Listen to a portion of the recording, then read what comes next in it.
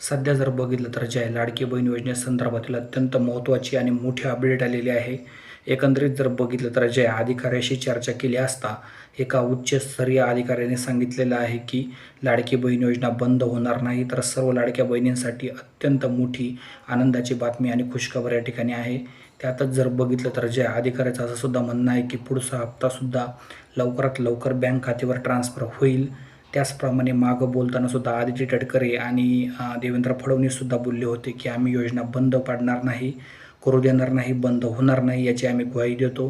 त्यामुळे जर बघितलं तर आता असं वाटत आहे की योजनेसंदर्भातील लवकरात लवकर घडामोडी करणे गरजेचे आहे.